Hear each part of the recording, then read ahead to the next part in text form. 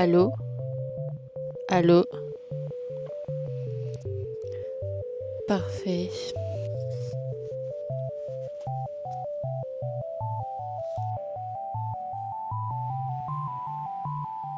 Hello guys!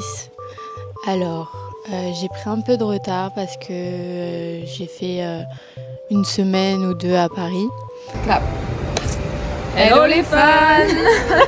On est les copines de Lota. Voilà, on vient de manger chez Approach, c'était délicieux.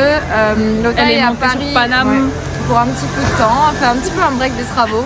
À contre-cœur parce que c'est une Marseille girl, tu vois. Alors nous on est là pour l'aider dans le cœur, pas avec les mains par contre parce que moi je touche pas à un mur. Mentalement. Enjoy le vlog de Lota.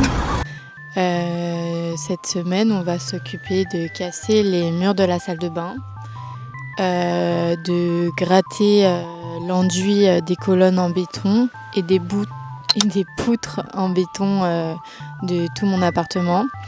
Il y a mon amie Alice qui est venue m'aider et voilà, je vous montre tout ça. Donc là, je vous montre les colonnes et les poutres enduits de blanc. Il y en a 3 dans l'appartement. En matériel, on a besoin de protection, de marteau et de petits burins, mais au final, en fait, sur les perceuses, il y a une option burineur avec des percussions et on rajoute juste un petit burin et ça fait grave le taf.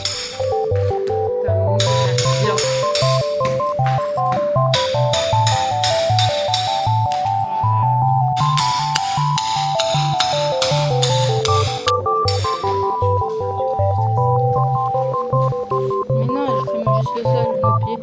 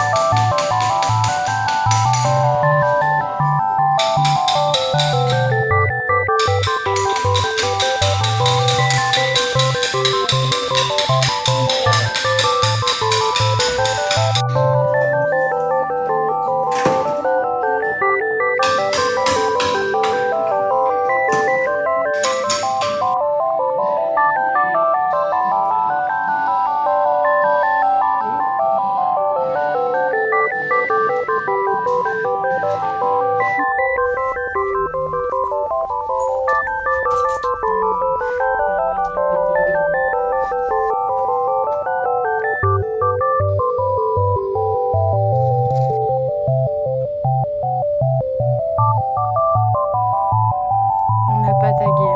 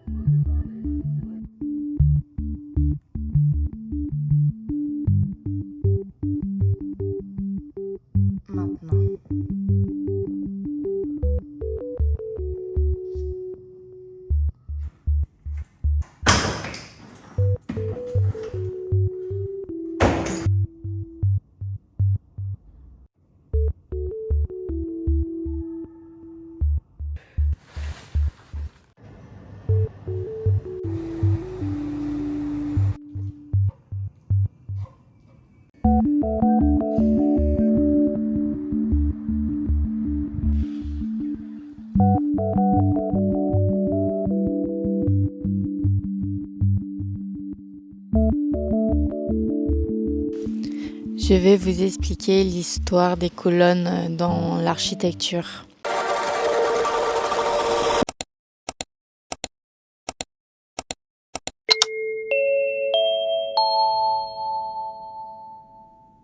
À la base, une colonne, c'est tout simplement un support vertical qui soutient un toit, des poutres et une charge. Très vite, elle devient de plus en plus qu'un simple élément technique.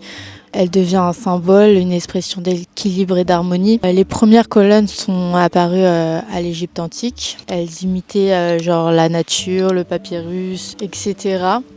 Et elles étaient décorées de hiéroglyphes. Puis les Grecs reprennent cette idée. Chez eux, la colonne devient un langage architectural avec des ordres bien définis. Il y en a 3. Il y a l'ordre dorique, sobre et massive, sans base, souvent associé à une force à la rigueur masculine.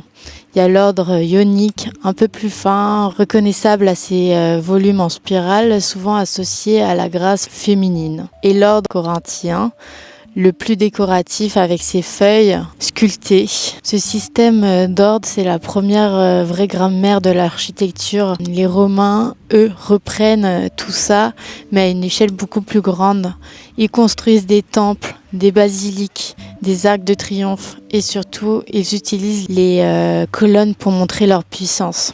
La fameuse colonne de Trajan à Rome, elle raconte en spirale toute une campagne militaire comme une bande dessinée sculptée dans la pierre. Après l'Antiquité, au Moyen-Âge, les colonnes changent. Dans les églises romanes ou gothiques, elles deviennent plus fines, plus hautes et elles sont souvent regroupées. Le rôle n'est plus seulement de porter, mais de faire porter le regard vers le haut. À la Renaissance, les architectes redécouvrent des textes de Vitruve, un architecte romain qui disait que toute architecture devait avoir 3 qualités, la solidité, l'utilité et la beauté. Des architectes comme Palladio remettent à l'honneur des ordres antiques et la symétrie. Puis avec le temps, la colonne elle devient beaucoup plus libre. Au XVIIIe siècle, les architectes visionnaires comme Boulay ou Ledoux, ils utilisent la colonne pour exprimer des idées, la raison, la pureté et la géométrie. Au XXe siècle, les modernistes la transforment complètement. Par exemple, Corbusier, il invente les pilotis. C'est des colonnes fines en béton armé qui soulèvent les bâtiments du sol. Et il y a Mies van der Rohe, je sais pas le dire. Dans les tours de verre, d'acier, il fait disparaître la colonne derrière une façade et ça devient vraiment une structure invisible. Aujourd'hui, la colonne, elle est partout. Même si on la voit pas, elle fait partie des structures de tous nos bâtiments. Elles sont dans les fondations.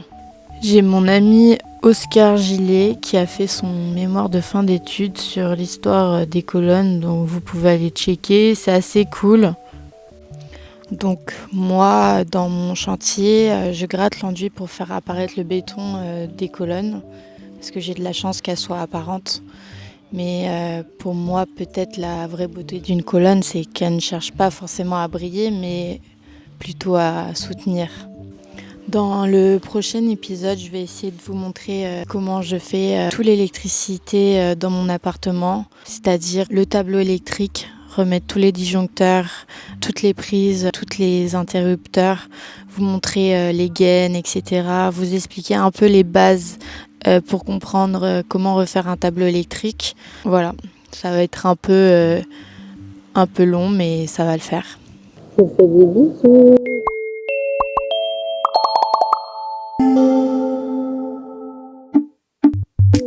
Abonnez-vous.